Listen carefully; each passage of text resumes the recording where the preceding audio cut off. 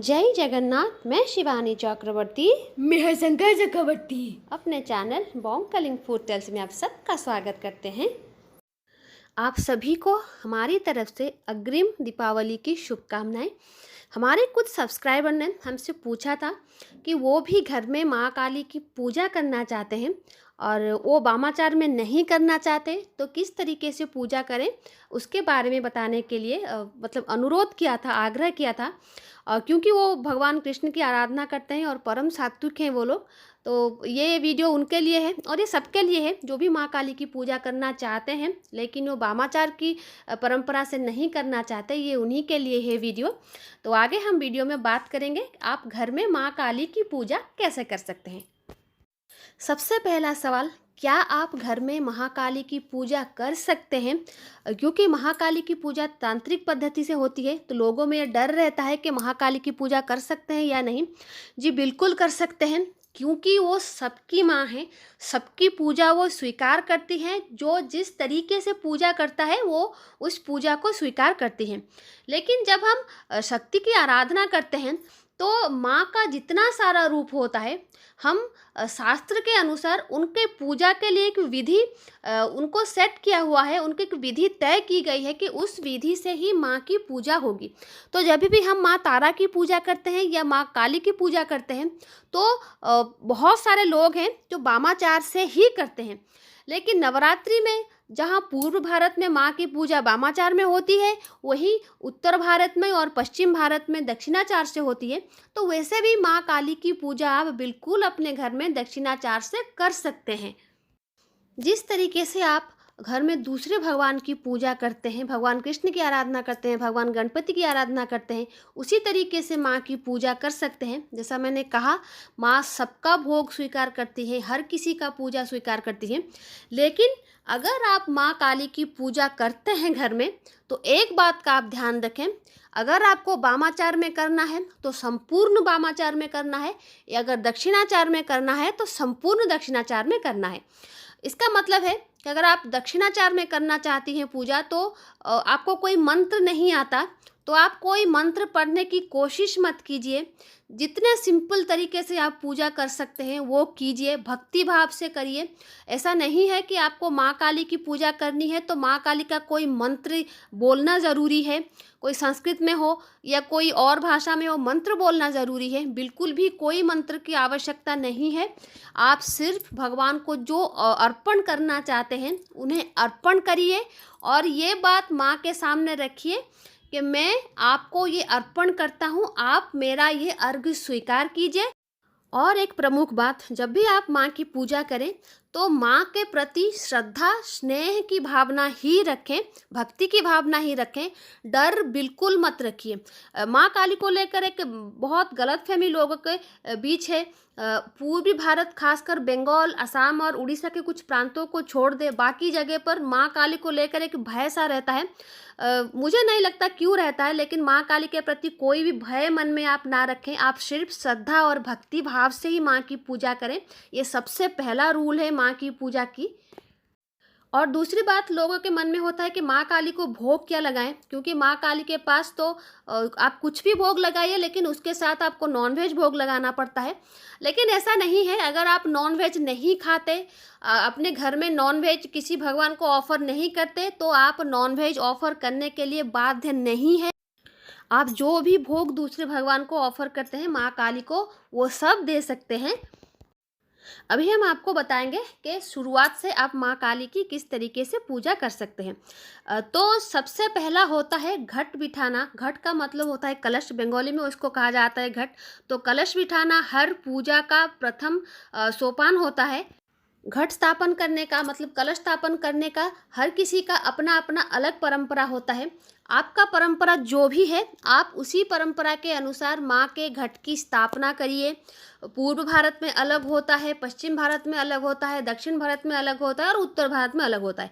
अगर हम बंगालियों की बात करें तो हमें गंगा मिट्टी जो होती है वो चाहिए होती है, पंचशस्य चाहिए होता है, नारियल चाहिए होता है, आम पल्लव चाहिए होता है। नारियल और आम पल्लव तो हर किसी जगह पर चाहिए होता है कलश बिठाने के लिए, क्योंकि इसके अलावा तो कलश मतलब बिठाया नहीं जा सकता। सकता, लेकिन हमारे वहाँ पर टेंडर कोकोनट की ज़रूरत होती है ज़्यादा। अगर टेंडर कोकोनट नहीं मिलती तो सूखा नारियल का इस्तेमाल होता है। और घट जो कलश होता है आप किसी भी धातु में बिठा सकते हैं, चाहे वो तांबे का हो, चांदी का हो, बेल मेटल का हो, सोने का हो या फिर मिट्टी का हो। मिट्टी का कलश सबसे शुभ माना जाता है। हमारे घर में जो पूजा होगी उसमें मिट्टी के कलश बिठाया जाएगा और उसके साथ साथ बेल मेटल का भी कलश बिठाया जाएगा, लेकिन हमारा घर में वहाँ पर टेंडर कोकोनट का इस्तेमाल किया जाता है। और जब मैं काली पूजा के ऊपर वीडियो डालूंगी और वो काफ़ी बड़ा वीडियो होगा, 2-3 एपिसोड का होगा, काफ़ी बड़ा वीडियो होगा, तब आप देख सकते हैं कि हमारे घर में किस तरीके से पूजा होगी। लेकिन आज मैं आप लोगों के घर में आप किस तरीके से पूजा कर सकते हैं वो बता रही हूँ। तो आप कोई भी धातु के कलश बिठा सकते हैं। कलश की स्थापना होने के बाद उनमें कुमकुम, हल्दी, चंदन सब कुछ ऑफर करें। कलश बिठाकर माँ का आवाहन ये होता है, मतलब कलश बिठाते हैं तो माँ को हम आवाहन करते हैं, तो कलश के साथ ही आप पूजा कर सकते हैं। लेकिन अगर अपने घर में मूर्ति या फिर कोई तस्वीर माँ की रखी है, उसकी पूजा करना चाहते हैं, तो कलश बिठाने के बाद वही सब विधि माँ के साथ भी करें। जो फोटो या फिर जो मूर्ति आपने रखी है, चंदन कुमकुम तिलक करें, माँ को पुष्प अर्पण करें और उसके बाद माँ को धूप और दीप का अर्पण करें। और एक बात, जब भी आप माँ काली की पूजा करें तो एक चीज़ माँ को ज़रूर दें और वो है धुनुची। ये धुनुची माँ को बहुत पसंद है। सूखे नारियल के छिलके के ऊपर सांबर नहीं डाला जाता है, जिसको कि झूना कहा जाता है बंगाली में, और उड़िया में भी झूना कहा जाता है। और उड़ीसा और बंगाल में शक्ति की उपासना इसके बिना नहीं होती।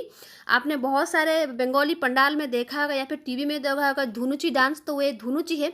अगर आपके पास ये अवेलेबल नहीं है, मतलब हर किसी के पास तो ये नहीं होता, अगर आपके पास ये धुनुची अवेलेबल नहीं है तो जो सांबरनी कप्स मिलते हैं छोटे छोटे, आप उसको ही माँ को ऑफर कर सकते हैं।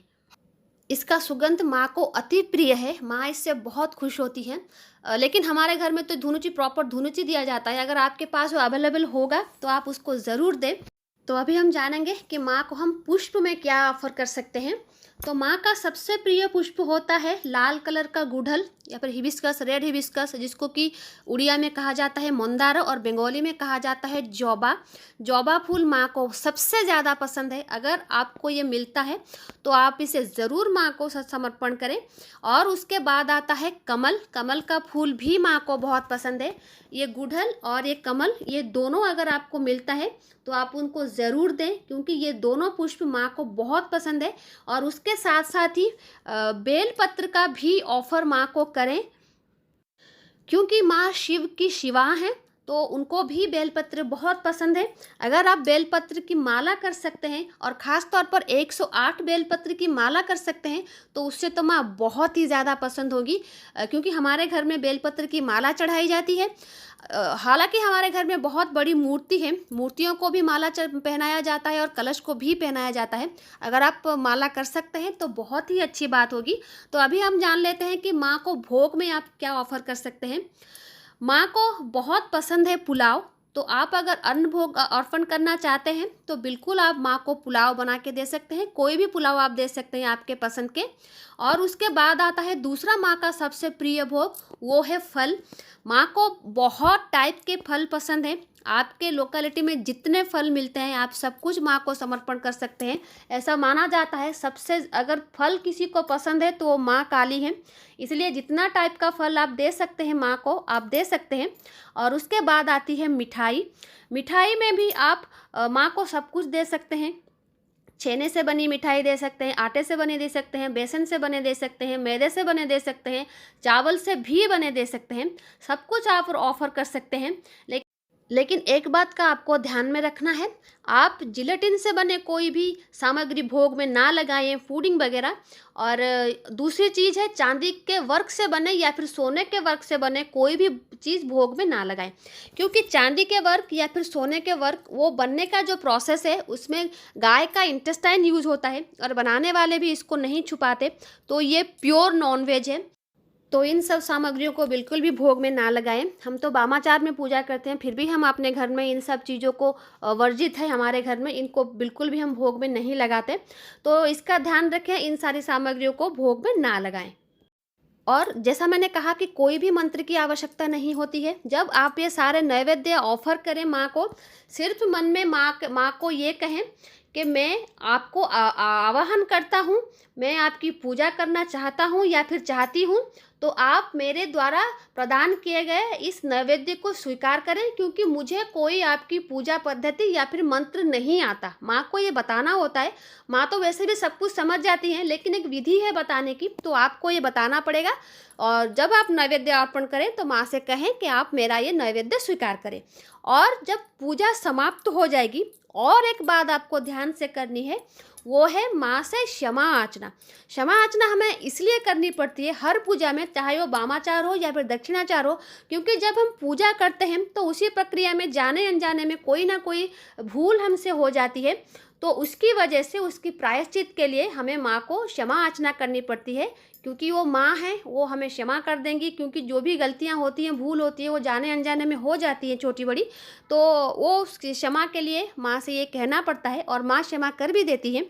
तो ये थी छोटी सी जानकारी कि आप घर में किस तरीके से माँ की पूजा कर सकते हैं। आई होप ये छोटी जानकारी आपके लिए ज़रूर कारगर होगा, आपके उपयोग में आएगा। तो आज के लिए इतना ही, रहते हैं। जय जगन्नाथ, जय माँ काली।